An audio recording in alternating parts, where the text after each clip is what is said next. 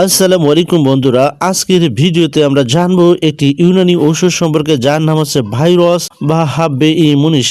এই ওষুধটি কী কাজে ব্যবহৃত হয়ে থাকে, কিভাবে খেতে হয়, কারা খেতে পারবেন আর কারা খেতে পারবেন না, সব কিছু সহজভাবে জানাবো আজকের এই ভিডিওতে।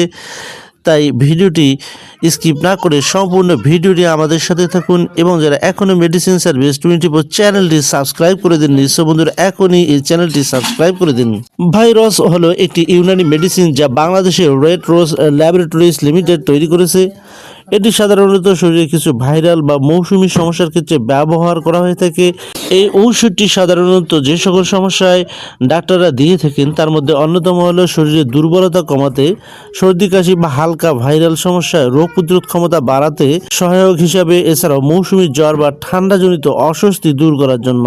ক্যাপসুলটি খাওয়ার নিয়ম সাধারণত প্রাপ্তবয়স্কদের জন্য দিনে 1 থেকে 2 বার একটি করে ক্যাপসুল খাওয়ার পরামর্শ দিয়ে থাকেন ডাক্তাররা। এছাড়াও এই ক্যাপসুলটি খাবারের পর খেলে ভালো রেজাল্ট পাওয়া যায়, তবে সঠিক ডোজ অবশ্যই ডাক্তার বা ইউনানি বিশেষজ্ঞদের পরামর্শ অনুযায়ী খেতে হবে।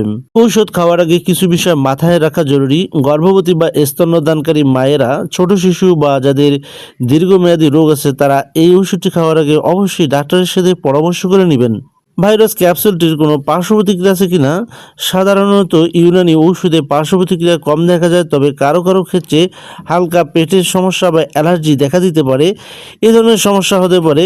যদি কোনো সমস্যা বেশি দেখা দেয় তাহলে ডাক্তারের সাথে পরামর্শ করে নেওয়াই জরুরি।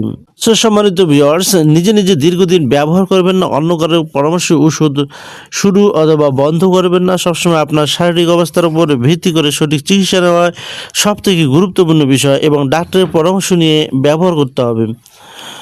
সম্মানিত ভিউয়ার্স, ভিডিওটি শুধুমাত্র শিক্ষামূলক উদ্দেশ্য তৈরি, তাই এই ভিডিও দেখে আপনারা কখনোই বা আমার এই ভিডিও দেখে কখনোই আপনারা ওষুধ ক্রয় করে খাবেন না।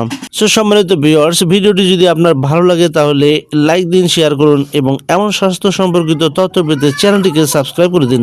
সবাই ভালো থাকবেন, সুস্থ থাকবেন। আল্লাহ হাফেজ।